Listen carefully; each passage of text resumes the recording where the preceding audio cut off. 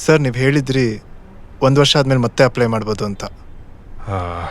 ಹೇಳಿದ್ದೆ ಹೌದು ವಿಜಯ್, ಆದರೆ ಈ ವಿಷಯ ಇನ್ನೂ ಸಾಲ್ವ್ ಆಗಿಲ್ಲ ಅಲ್ವಾ?